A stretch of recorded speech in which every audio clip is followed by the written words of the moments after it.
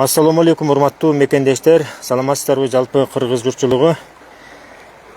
Менин аты жөнүм Калыбек, фамилиям Жапаров.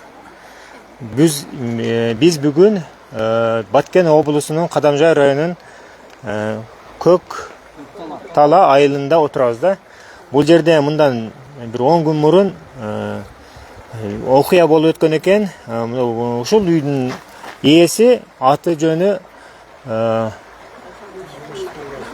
Мамырасул Кармышев деген баланын үйүндө ушундай бир өтө баягындай жагымсыз окуя болуптур да. Мындайча айтканда, мына жерде азыр менин жанымда айылдаштар турат. Мына бесире көрсөтүп койсоңуз, айылдаштарым. Кошуналары, жалаң кошуналары. Ошол Мамырасулдун ушундай камакка алынгандан кийин кайдыгер карабастан булар дагы бул бала мындай жолго барбайт болчу, эмне үчүн муну камап койду дегендей ушундай чогулуп отурушат да. Бизди адам заты жараткан Аллах Таала бири-бирибизге кайрымдуу болуу үчүн жараткан. Мен дагы мындай оор тагдырга кайдыгер карабастан кайрылып атайын келдим да.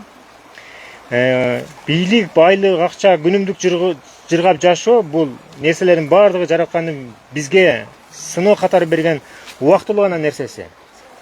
Жалган жашоодо эң баалуу нерсе бул сенин ушул жашоодо тапкан ыйманың болот, туурабы? Рахмат. Адамга эң кыйыны жашоодогу сенин биринчи душманың болгон нафсиңди туура жолго салып, ыймандуу болуу. Сен өлсөң бир гана амал көйлөгүң менен, ыйманың менен бул жалган дүйнө менен коштошуп, чыныгы дүйнөгө кетесиң. Сенин бул дүйнөдө кашыктап тапкан байлыгың, бийлигиң балким сен жактырбаган, сен сүйбөгөн адамдардын колунда кала берет. Эми келген кадамыбыздын максатын өтөлү. Бул жерде эми мына жерде көрүп турасыздар. Мамырасулдун үйү жөнөкөй эле үй экен. Мында тие караганда жөнөкөй жаран деп эсептесек болот да. 3 баласы бар экен, анан келинчеги менен азыр бүгүнкү күндө 3 баласы анан келинчеги болуп, ошол бала чакасы ошол атасын күтүп, ошол баягы үй бүлөнү жалгыз жападан жалгыз уже багып аткан киши ошол Мамырасул болгон экен да. Эми биз сөзүн кезеген ушул жердеги өзүнүн айылдаштарынан баштасак, анан үйдүн ичине да кирсек, анан каерде окуя кандай болгон, же болбосо биринчи ушул жактан тартып чыгалыбы?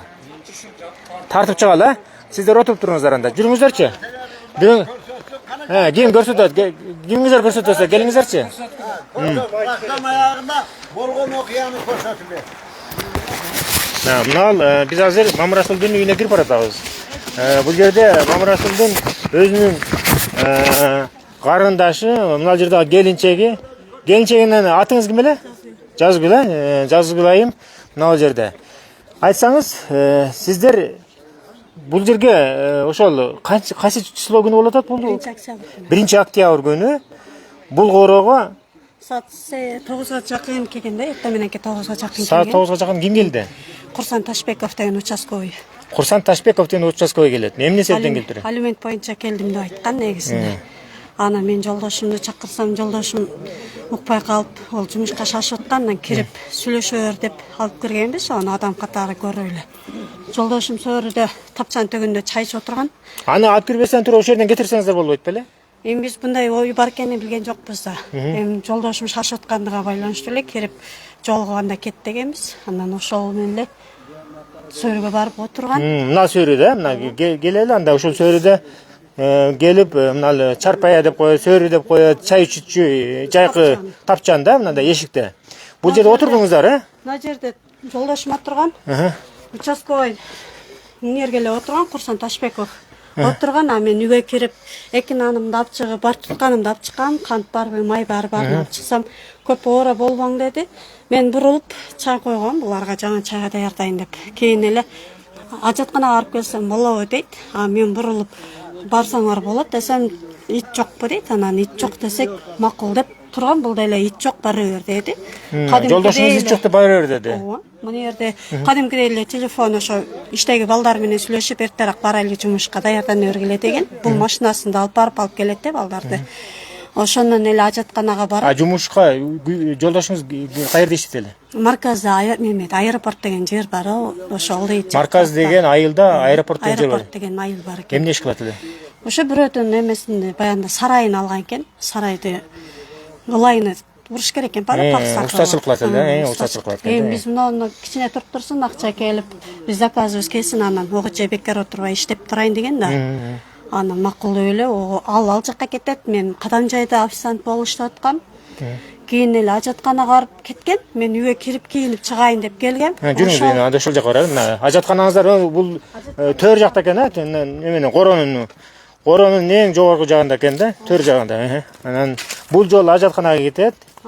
Бул жагында огород бар экен. Бул огороддо эмнелер эгилген? Помидорлор эгилген. Гилас, шабдалы. Булар кече жакында эгилген пакеттер. Бул отундар ошо тамырга чейин бар болчу.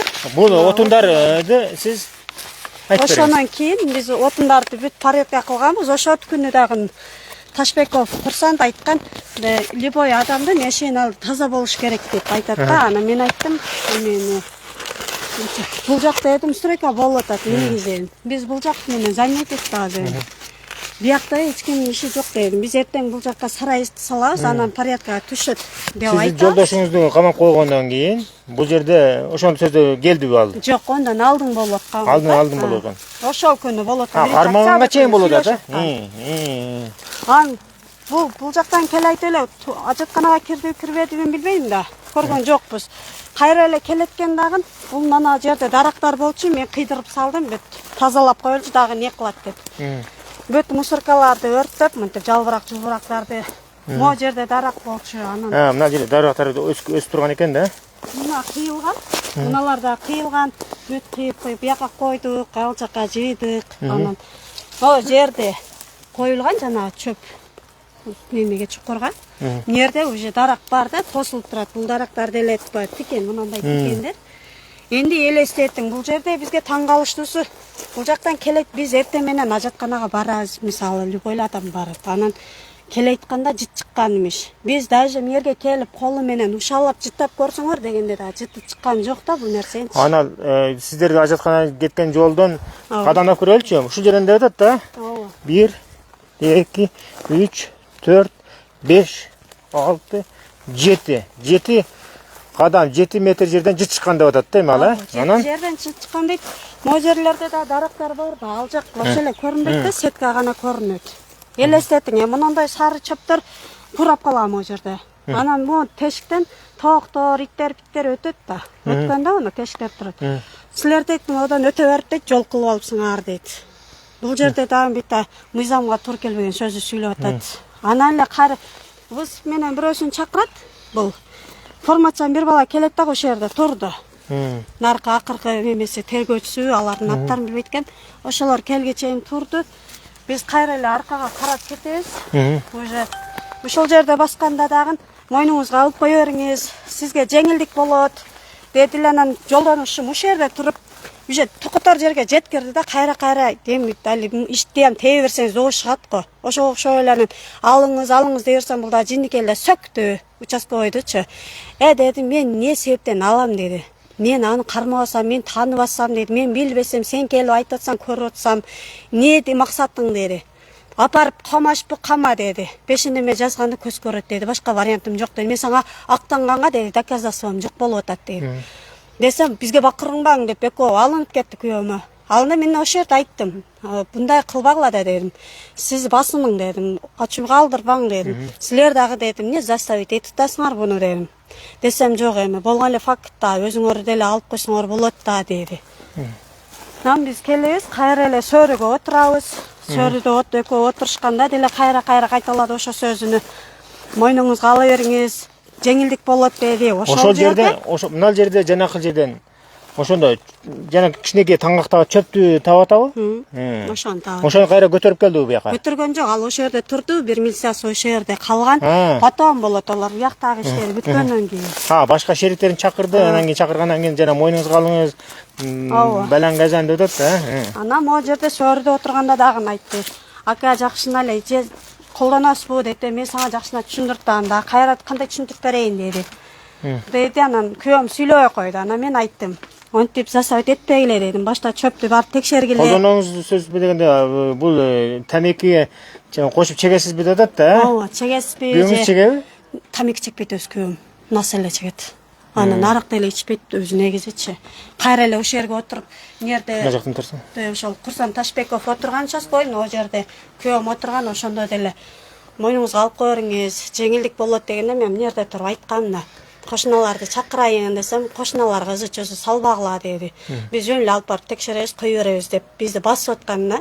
Анан эми биртекеде ондой нерсени көрбөгөн экен, шок болуп экенсиң же телефонго тартканга эме болбоппуз же билбейм, мен даже өзүм тууганыма дагы чалган жокмун да. Кийин кызым келип эле тагасын чакырып турду. Апамдар шок болуп калды, келип биртеке кыласызбы деп. Анан үкам келсе сен аралашпа дептир. Анан энем мына жерде эле отуруп калган. Кийин олар келип ошо звонок менен чыгат экен дагы. Курсан Ташбеков өйдө басат экен, ылдый басат экен дагы. Кайра эле звонок кылып кирет дагы ошол могу жактагына. Өйдө басып ким менен сүйлөшүшү мүмкүн, мисалы ылдыйга түшүп ким менен сүйлөшүшү мүмкүн, мына даракка барышат. Мына эшиктин жанында эле дарак, а? Сырттан кирет да кайра кирип издейин деген адам ошончо дарак турат да, мисалы барыш керек любой дараккачы. 1 адамды коелу, 2 3 4 5 6 7 8 9 10 11 метр экен да эшиктен бери. Ушул жерде мына дарактарды да биз кыйдык. Кыйганда онун формасы ушул. Кантесем ушунча бар да, ушунча бар. Ол могу жердеги даракка мындай эле сайып койгон. Бунун деле тамыры жок, башкасы жок. Ушундай жерде турат. Эми элестетиң, ошо сиз азыр 10 метр бастыңызбы? 11. Вот.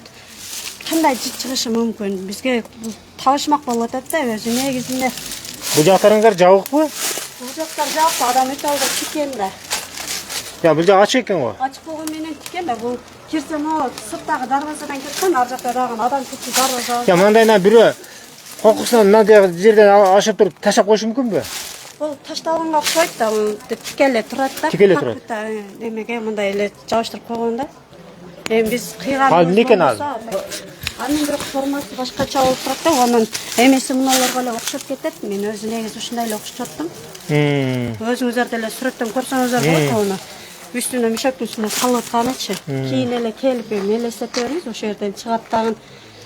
Күйөөмө дагы айтат да, мени өзүңүз салып бересиз, басып көрсөтүп деди. Мен кармайм деди. Мен башында кармабаганбы, билбеймби, өзүңөр алып өзүңөр кое бергиле дейт. Анан өздөрү алып барып ошол жерге таразага коюп, ошол жерде дагы кайра айткан да.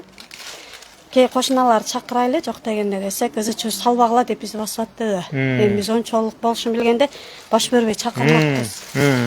Ону эле чыгыш анан марказга биз менен барасыз, ошол жакта сүйлөшөбүз дейт. Ал жакка баргандан кийин по-любому аялдын алдыда жажалап тоскоолдук бергенибиз менен мен барбаганым болгон окшойт, билбесем эми алдырып коюптур да мойну. Азыр эми биз ошол күнү алдырып, ошол күнү эле мойну алдырып, ошол күнү эле неметип, ар кандай нерселер. Мен бүгүн бизде жана мен сиздердин адвокатыңыздар менен сүйлөштүм. Ал адвокат сиздин жолдошуңузга кирип чыгып сүйлөшүп чыктым дейт. Сиздин сүйлөшүп чыкканына караганда дейт, ал неме сиз мындай баягындай алимент төлөбөй жүргөн акчаларыңыз бар экен. Эгерде неметпесеңиз, биз ошолорду мойнуңузга коюп, сизди баары бир камайбыз. Мынаны мойнуңузга алып кое бериңиз. Бул жөнөкөй эле чөп катары деп, дарылыкка пайдаланып аткан элем деп туруп жаздырып коюптур да. Эми бул деген айланайын азыркы милициялар эмне болгон? Мына адвокаттын айткан сөзү бар. Адвокат эле айтып атат. Бул жерде коркутуу жолу менен, анан алдоо жолу менен мойнун алдырып койгон депчи. Ошону атат азыр. Өзү мен бул менин сөзүм эмес, бул адвокаттын сөзү болот. Жок, эми сиздин деле мен мындай карасаңыз эле видеосунда тартылганбыз, видеосунда да ал неме интервью берди адвокат. Анысында чыгарабыз. Ошо да азыр эми биз кайрыларыбыз эми. Карындашы келдиңиз? Мыйзам боюнча эле иштеп берсе деп суранабыз да, бизде башка. Неменен Мамрасулдун бир тууган карындашы, атыңыз ким? Равшанай. Сиз дагы бир-эки сөз сүйлөп койбойсузбу? Кандай акыбалда турасыз азыр? Өзүңүз кармап сөйлөй бериңиз. Негизи азыр чынын айтканда башка түшкөндө көз көрөт деп айтышат. Биз деле угуп жүргөнбүз, эми башка окуйбуз страничкалардан аз негизи жаман акыбалдабызчы. Бул жерде явно эле подстава болгон да. Акам эч качан мындай ишти кылган эмес. Даже подстава деп ойлоп атасыз? Подстава, потому что вот азыр көрүп тартырып келдиңиздер, наркы жактан дагы коргон чекесинен чыгып атат. А бул жакта дагы мына жерде уже коргондон кирип жол бар да, кирип эле койгон. Значит, подстава булчу 100%. Мына жерде, мына ошондо мен дагы жолу көрсөтүп коеюнчу. Мына жерде тешик экен да, көчө көрүнүп турат. Анал жакта көчө кадимкиде бирөө көрүп туруп, бирөө келип туруп, мен ойлойм да, же мына жактан келген, же болбосо мына жерден деле мындай сайып таштап коюшу мүмкүн да. Бул эми бул менин жеке оюм. А сиз эми буну подстава деп айтып атасыз, а? Ооба, мен деле ошентип ойлойм. Подстава болгон бул. Себеби мен акам эч качан мындай жаман нерсеге жакын жолгон киши болгон эмес да. Өзүнүн пешенетери менен? Ооба, акча таап, өзүнүн жокко Кудайга шүгүр кылат эле да, жок болсо дагычы. Өзүдө бар болсо бирөөгө бергиси келген эле адамдан эмес бул. Башкага деле жөөсө караштык деле жок болчу.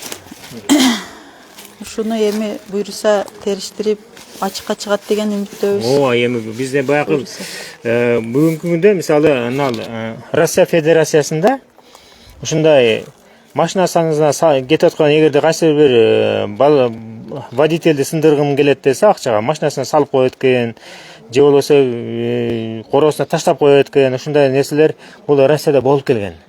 Анан биздин Кыргызстанда дагы бүгүнкү күндө ошондой немелер ушундай иштер болуп атканына мени өкүндүрөт өзүчү. Анан мен атайын эми сиздерден бир алдын ошон үчүн мен хотя бы мына коомчулукка анал буга чейин дагы интернет баракчаларында чыгып калган экен. Эми мен да атайын сиздер чакырганыңыздардан келип, мейли бир сыра көрсөтүп коелу деп атайын келдим да. Мисалы азыр биз Facebook баракчасында түз эфирде отурабыз. Анда сыртка чыгып дагы сиздердин кошуналарыңыздар келиптир. Бул мындай бала меселе. Мындай рахмат. Ушунча колдоп, акамдын кандай экенин өздөрү көрсөтүп, мына жерде ушунча колдоо көрсөтүп атат кошуналардын баарына шүгүр. Эми негизи акам бул жерде көп жылдан бери жалгыз да, анан ойлошкон окшойт да, мунун эч кимиси жок депчи. Анан Кудайга шүгүр, мына колдоп аткан эл бар экен, айылдаштары чыгып атат, көпчүлүк адам бизди колдойт. Ооба, колдоочу немелер кичине ийилип турат, буйруса кайра турат, ак ийилет, бирок сынбайт. Ак, ооба, Кудай буйруса. Ооба. Эми мунун баардыгын мына сот санкция бериптир 2 айга да. 2 айдын ичинде бир күн сот процесси болот. Эми сот процесси болгондо эми ошол жерден Мамырасулдун тагдыры ошол соттун чечимине карата чыгат да. Сот жакшы чагына чечсе чыгарып коет. Эми буну биз түшүнөбүз, мындай неме баягындай короосуна бирөө таштап кетти дейби, же болбосо атайлап таштап кетти дейби, билбейм кандайдыр. Аны мен айта албайм азырынча. Айта албайм эч нерсени, бирок муну чечимди бир гана сот чечет да. Мына жерде азыр биздин жаныбызда ушу Мамырасулду жаштайынан бери жакшы билген, анан жаштайынан бери бирге чогуу өскөн, чоңойгон балдар, аксакалдар да бар экен. Мына ушулар келип атайын ошол бир-эки ооз сөз сүйлөп коесок деп, ошол кандай десем, ошол Мамырасулга поддержка кылып келиштир да. Кимиңиздер сүйлөйсүздөр? Сөз сүйлөйт. Сүйлөйсүзбү кеңиңиз? Мындай болуп калды, мына энди өзүң, мына балам энди. Мына жерге ийилип коеюн. Айта бер. Балам энди өзүң келип көрдүң, айланып. Үйүнүн акыбалы ушул. Мисалда, бул үйдү бул бала Мамырасул салган эмес, ал Мамырасул мындай ишти кыла элек эле. Эмне дегенде, ошого испет эте албай жатат. Бу атасы келип салып кеткен. Atası salgan ramali. Apası követip gitti. Balдар жаш edi. Жаш kaldılar. Ana şonu menen endi alıyor, ayakta turup endi neme kılıp Rusya'ya var işlep gelişti. Üylöndü, başka oldu. Bana endi, bana Stroykan endi bittigenden başlaptır endi. Bu bala menen men Rusya'ya da birge iştegenmin. Birge alıge men Sadik'te kar kuroyt dedim. Koңuşu olbosu mektepten nemesini, duvarını tadılayt dedi. Men birge iştegenmin bu bala menen. Bu balanı men juda jakşı bilemin. Oşo Rusya'da bir banday Öğretmen Kırgızlar bardığıyla barakalı bile pul tava vermeydi. O pulsuz kalanlarga halbuki metroga kire almay kalat ede 20 so'mumuz var, kança so'mumuz var, bilet ede ököz. Anan kirip ketetiler, baldar kızlar, bunday palajiniyen bolat eken jüvette. Şonda birge işlep жүрдük misалы. Hiç kanday bunday bir halgiday bunday bir naturu neme en bir adamga merimdүү jakşı bala. Mana şu ettan ayılda şu bir kiçinesinden bana şu ayılda bardığımız baldarımız bardığı birge çoğoydu. Bu hiç kanday bir ette ayılda şu Mama Rasul içivi alıp köşede jüretiken degende eşitken emesmiz. Başkalar bu yani. Ya olmasa birömenen tatlılaşıp muştaşıp jatat degende eşitken emesmiz. Körgön demesmiz da. Endi bari jogu jayında tartiptүү, kanday biröөгө jardam kerek bolsa jardamlaya bakan. Şunday bir jönököy momun bal edi. Anan keçe yakından ele eşitip kaldık, şunday oldu deyip çalabula eşitip. Ana ettik bu kanday bunday bola kalat eken degen oy geldi da bizge. Ana kelip sürüştürüp oya buya kısak bir dayınsız ele bir işleri boluptur da janagıday. Bir dayınsız ele bunday bir işenmeydi kan ele. Ana kele kalıp ele uçaskoboy melisalar kelip ele uyuga kiriptir. Uyuga kirip ele o tuvaletke baradıgan bolup kalıptır. Tuvaletke bara kalıp ele o yerden tağa ala koyuptur. Bilendi akılga sıkmaydı kan ele işte. Akılga sıkmaydı kan ele iş. Anan endi bizim ayıldaşlarımızda ele şundan keyin zal koptanıp kaldı. Siz Mama Rasul'dun bunday iş kılışına işenbeysiz. Men buga işenmeymin. Bu kıladıgan bala emes dep jatam go. Birge jürgem şunca kança dem olup o nete o komanda ayıldaş. Birge işlep jürgem men. Rossiyada o biyette emes, o Naralısta. Musafirçilik yerlerde. Ana dedi keliyor. Hazır mana bizim ayıldaşlarımızın barlığı bunda bir özünce bir panikaya düşüp kalganda. Kaçan meni eşiğimin aldıdan ötket var bir birisi taşlap keteti kendi. Mananı karan endi. Nime degende aman anan güboylu adam birisi sen taşlap koyup onun arkasından kelip kirip alıp mana sende mana bar eken dese kim garantiya verirler? O garantiya verir. Şonduktan endi men aytkaным bu bala endi bir momun jigit. Endi bunda bir bunday bir aramdı koyu yok ya bolsa bunday işlerdi kıladigan bala emes. Men aytarım şu. Урматтуу мекендештер, урматтуу бийлик өкүлдөрү, мына азыр эле аксакалдын айткан сөзүн уктуңуздар. Бул аксакал жөн жайынан айтып аткан жери жок. Ошол Мама Расулду кичинекей кезинен бери көрүп, Москвага чейин чогуу иштеп, кандай адам экендигине баа берди да, азыр баалап өттү. Анан ушундай нерсени биздин баягы бөрк ал десе баш алган биздин бийликте иштеп аткан кызматкерлер бар да. Өзү чоң деле эмес, өтө жогору. Андай баягы ортоңку тепкичте турса дагы ушунчалык баягындай жөнөкөй элдин канын ичкен биздин кээ бир бийлик кызматкерлери бар, аны моюнга алыш керек. Туурабы? Мына ошолор азыр бүгүнкү күндө мүмкүн деп атам да, мен мүмкүн ошондойлордун бирине сиздердин Мама Расулуңуздар кабыл болуп калды да.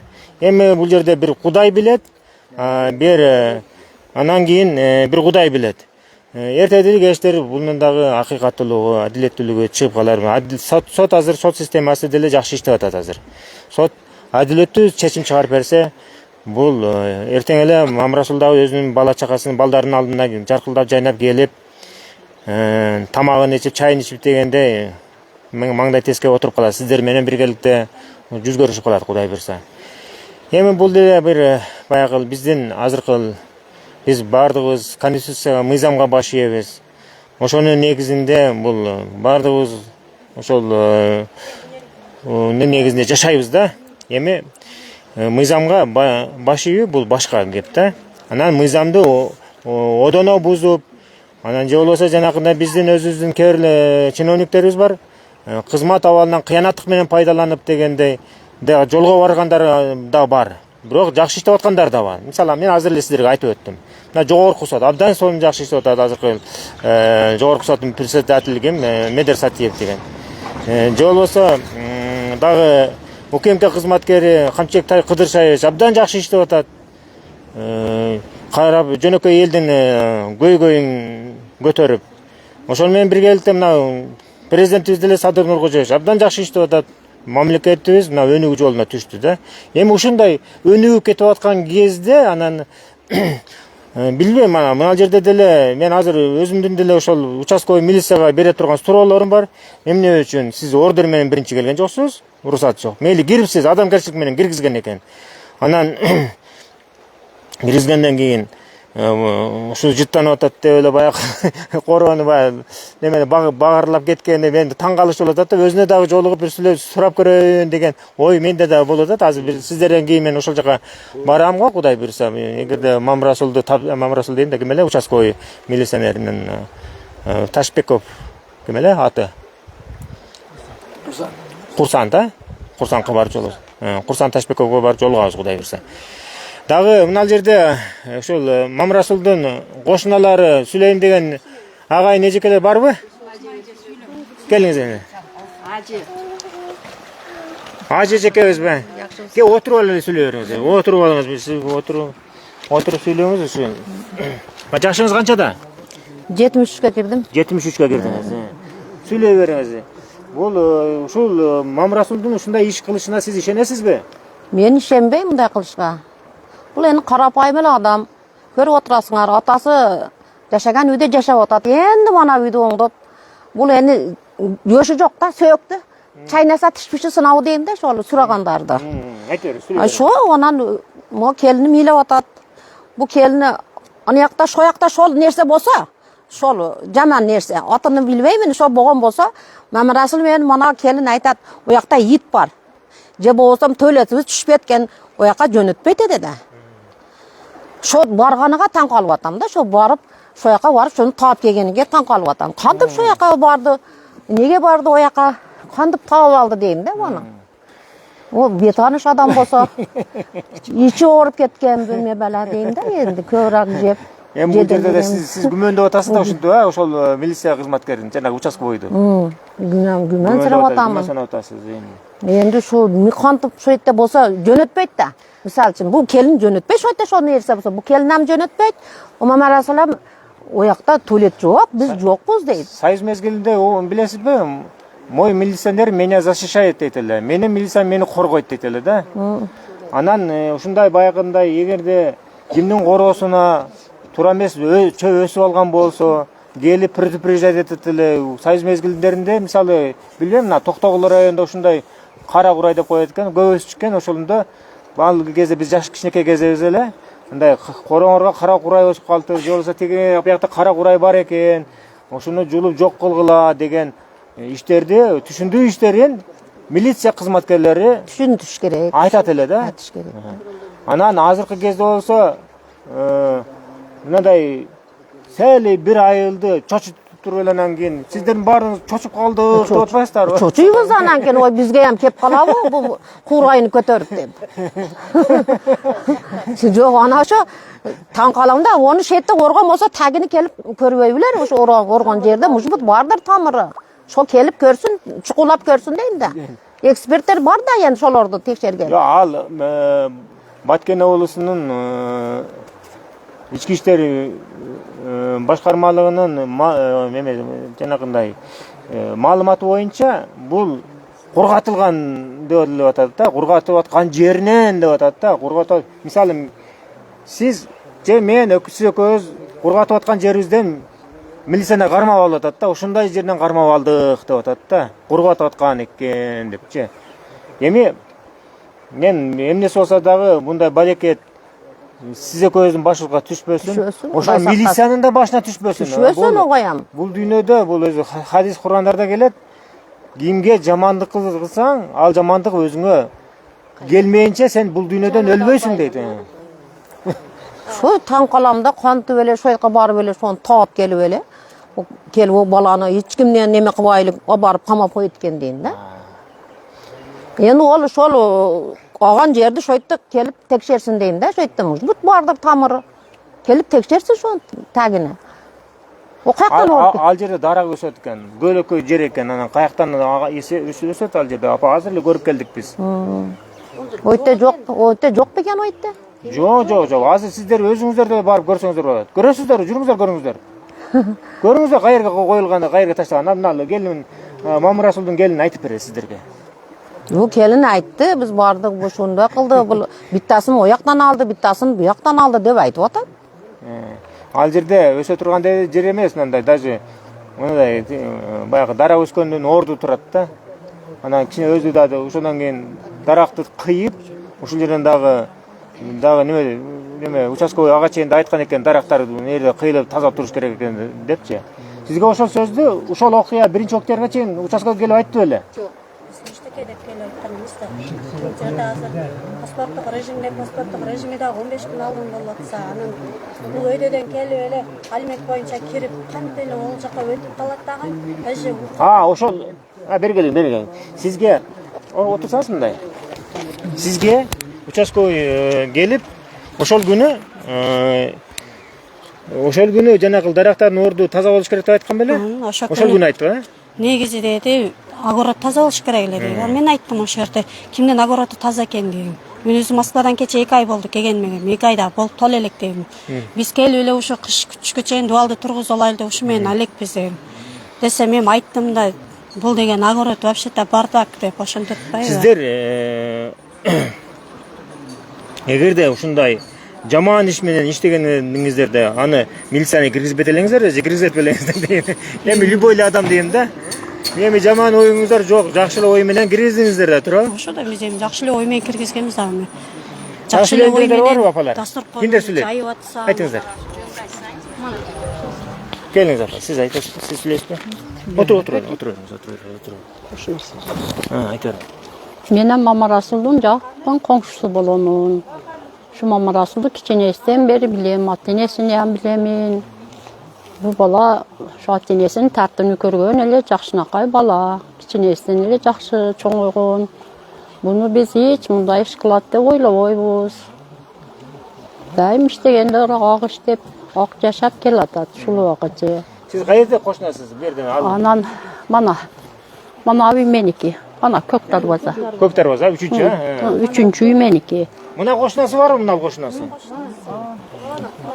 Geliniz siber geliniz. Anan Kızıl Gölü'nün için gelin. Gelseniz Kızıl Gölü'nün için gelin. Apasında. Geliniz. Ha?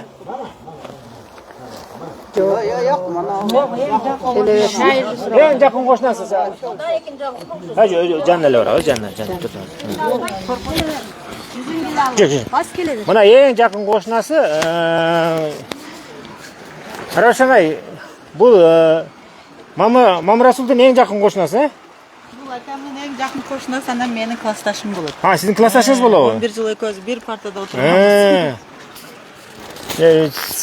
Жолдошуңуз чыкса жакшы болот, сизден деле иштеби? Качан келип калат? Мамырасул жөнүндө айтып бериңизчи. Мамырасулка жакшы эле деп билбесем эми бул кандай болуп кетти. Түшүнбөй эле калдык биз ham. Бул жакта чейиңиздер мына жерден экен, а? Мындан экен, а? Мындан. Бул жакта сиздер турасыздар. Кошунасы эң жакын кошуна. Бул жакта Мамырасул да? Айтып бериңиз. Ошол жакшы деп билбейм, биз ham түшүнбөй эле калдык, эмнеге мындай болду.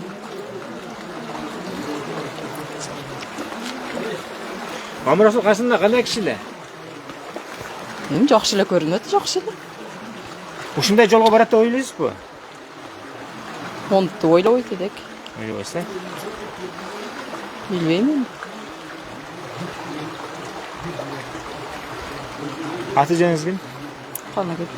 Каныгүл? Рахмат.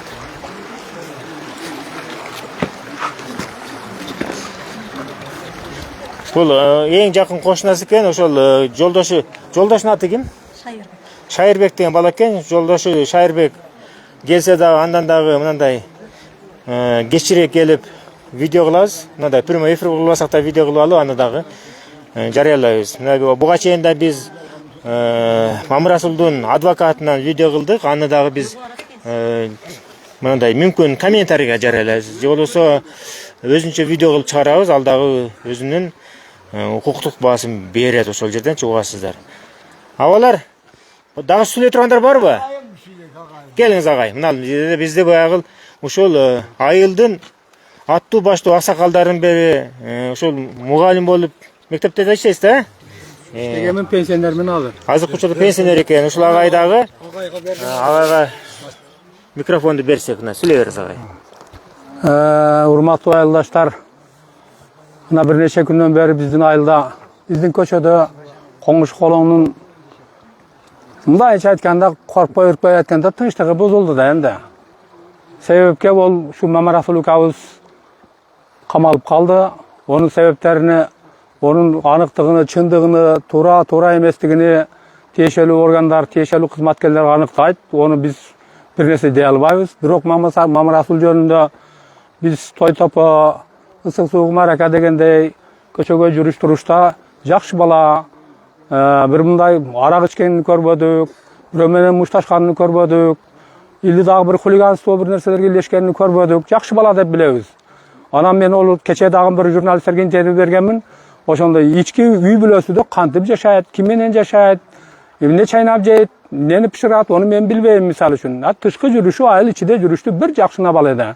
Эми ушундай окуя болуп, башыга мүшкүл иш түшүптүр. Кудай колдосун, şu таптаса болуп, аппак болуп чыксын, тиешелүү органдар, тиешелүү кызматкерлер чыныгы дили менен, адамгерчилик сапаты менен иштеши берилсин. А энди элибиздин тынчтыгы бузулду дегенде кантип мен түшүндүрдүм. Ошол алдыңкы берген журналисттерге берген интервью катары эле шуну эле дагы кайталаймын мен. Себеби биздин айыл чоң, ар бирибизде 20 соттуктан тартып 2 гектар, 5 гектар, 3 гектар жерлерибиз бар, үлүш жерлерибиз бар, агротторубуз бар. Буларда жанагындай чөптөр өсүп калса, түшүп калса, же бирөө таштап койсо, ого ким жооп берет? Ким мен кыбадым, мен монетке таштабадым, мен бул чөптү мен эгип жүрөт эдем деп бир нерсе деп претензия койсок, кантип жооп берет адам?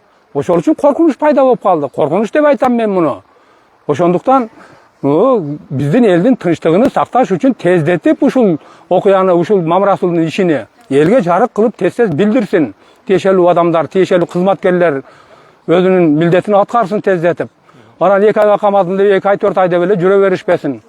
Айтар сөз көп, дагы чыга берет сөз. Рахмат. Атыңыз ким эле ага? Мамажунусов Зиябидин. Зиябидин агай азыр буга чейин дагы биздин интернет булактарында жүрөт агайдын берген интервьюлары.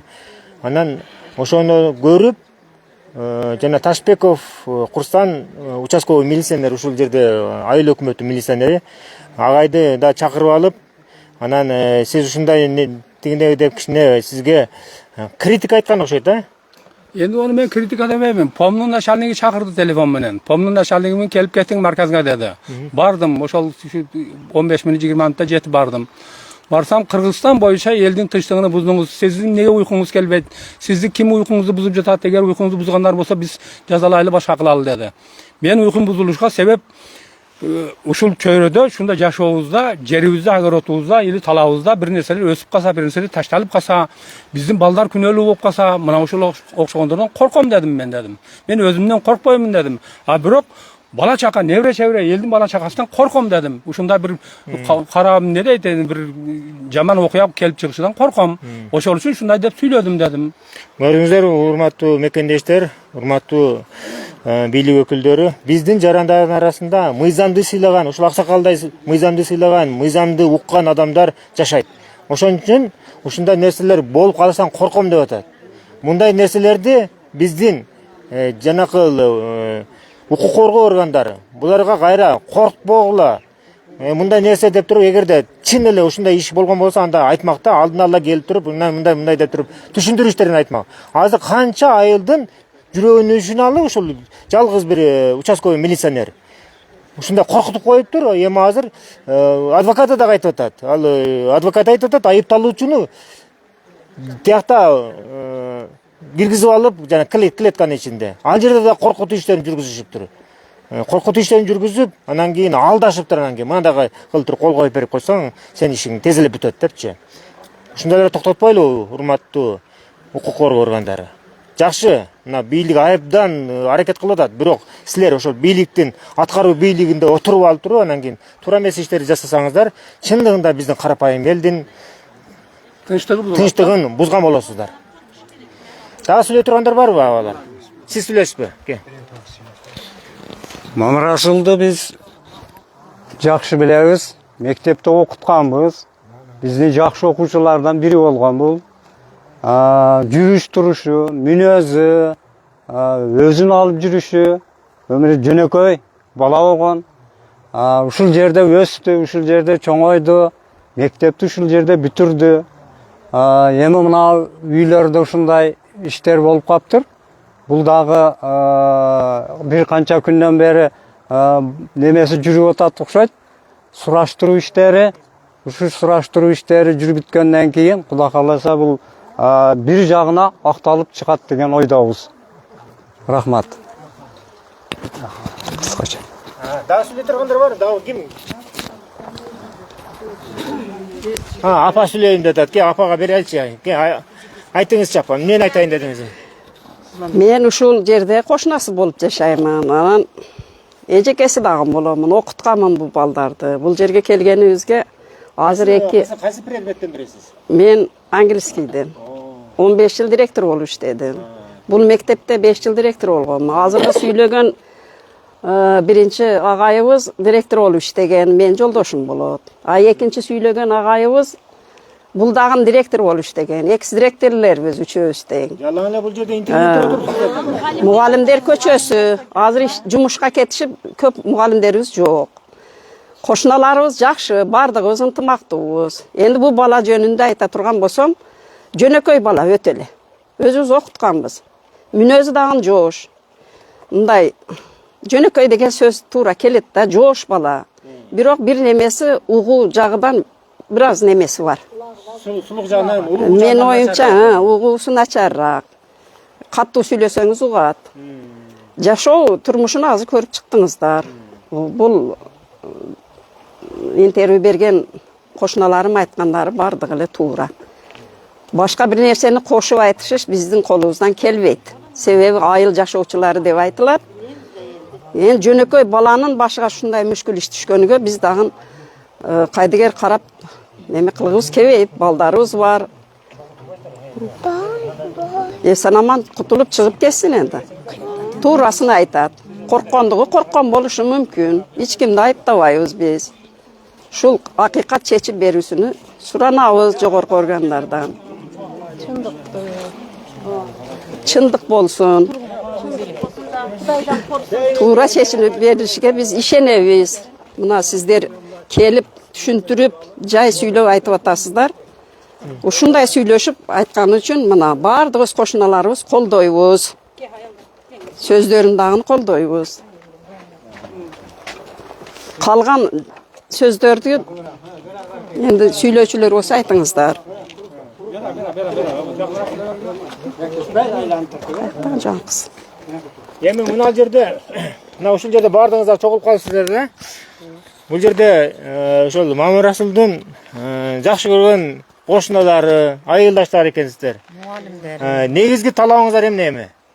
Негизги талап, Айтыңыз эми. негизги талап энди мына ушул көчө, основной агайлардын көчөсү өзү асылды.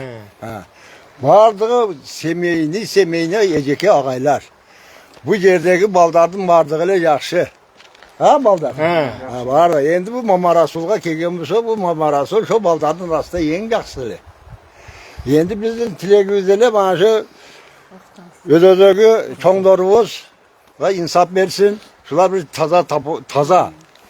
Ошол жигитти ишини карап көрүп, шого өзүнө жараша бааны берип, шу баланы өзүнүн семьясына тынчаман кайтып келишин тилейбиз да. Шу бардыгыбыздын Акыйкат чечилишиге ишенип калдык. Ошол баланы акыйкатка чечип, анан кайта шу өзүнүн семьясына тынчаман кайтып келип, элибизге кошулса болгону. Шу биздин сурообуз. Сиздер да. Биз дагы кошулабыз ушул пикирге. Балдарын Жакшы бала де. Силерге чоң рахмат балдарым. Мына келип шундай элдин бир көйгөйлөрүнү мындай элге мындай жакшы жаман кылып мындай элдин немесини бүтүн мындай бир элге угузуп, элдин дардын эшитип мындай Eldin köy-köyünde kulak salıp gelip maaşınçalık demek kanlarga silerge çoğun rahmat. İşingerge iyilik bolsun, ömürüңөр Xuda baraka versin. Salamat bolgulaydı ayında. Rahmat aba, rahmat. Aytkanыңыз келсин. Урматтуулар, айылдаштар, мен ушул Садыр Нуркожоевичтин командасы келгенден бери бесеп шүгүр, Аллага шүгүр, биздин кыргыз элибизде өнүгүү, өсүү, şu чек ара болобу, курулуш болобу, мектеп салынабы, жол курулабы, башка эndi o санап отурсаң ченемсиз чексиз ушул иштер болуп жатат. Биз толук ишенебиз бийликке. Садыр Нуркожоевичтин командасына толук ишенебиз. Ушуга окшогон какыс иштерди так аныктап берет деп үмүт кылабыз, ишенебиз. Суранабыз дагы тездетип беришиңиздерди. Rahmat. Ana. Урматтуу мекендештер, урматтуу бийлик өкүлдөр. Дагы сүйлөй тургандар барбы? Biz daha koşulağız şu. Келиңиз, сиз да сүйлөп коюңуз. Айтыңыз, айта бериңиз. Коңгушуларды мен дос болам. Коңгуш. Бул мамырасыл досубуз эң жакшы балдардан эле мына коңгушкалардан. Мындай иштерге барышыга биз дагы мен кылып жүрөбүз. Мындай колдон келбейт деп ойлойбуз да. Сиз мындай кылат деп ишенбейсиз. Ооба, ишенбейбиз. Мындай кылышына, Ооба. Түшүнүктүү. Törene biz de şenbeyiz abi olanında. Hiç kim işenbeyt onda. Hiç kim işenbeyt. Endi şunday. Урматтуу мекендештер, урматтуу бийлик өкүлдөрү, биз азыр мен деле ушул апалардын, аталардын айткан сөзүнө кошулам. Мен деле ушул Мамырасулдун акталышын, акталып чыгышын, ошондой эле мына семьясынын бала чагасынын алдына келип, жүзү жаркылдап ушул акталып келишин мен деле каалайм да. Мындай ишти эч бир адамдын башына, адамзаттын башына салбасын. Мындай балекеттерден мындай курдомат болуп атат деп атасыздар да, туурабы азыр эми? Курдомат деп атышат да. Эми курдомат боло турган болсо, чындыгында мен деле өзүм деле сиздердин ошол сөзүңүзгө кошулам. Балекеттерден, курдоматтан Аллах сактасын. Har bandan saqlasın. Har bir bandanın şunday kurut toğmattан, şunday bolboğun işlerden Xuday öz saqtasın. Eli yurtubuzga tinchlik, amançılık bolsun. Har bir insanga jakşılık bolsun. Kırgızistan'ı örkünde össün. Eli yurtubuz tinchlik, amançılıkta örkünde ösüp жүре Şöyle. Ошону менен биргеликте сот мына жакында мына 2 айга санкция жарыяланыптыр. Сот дагы адилеттүү чечим чыгарып беришине биз ишенебиз да? Ишенебиз. Ишенебиз. Ana dua kılıp koyunuz aba. Eli yurtubuz tinch bolsun, salamatçılık jakşı bolsun. Har bir adamın qanday jakşılık niyetler, jakşı maksatlar bolsa, maksat muradıga jetsin. Mana şu kelgen sizlergeden baldarım, kızlarım sizlergeden Xuday talam ömrüңarga uzun berekeli bolsun. İşiңерге ийгилик bolsun. Eldin marasında köyünü kötörüp elge marasında kolуңардан келгиш, жардамыңарды беришtik nasip kılsın. Amin, amin. Aytkanыңыз келсин. Sağ саламатта болуңуздар. Урматтуу мекендештер, кийинки жолугушканга чейин.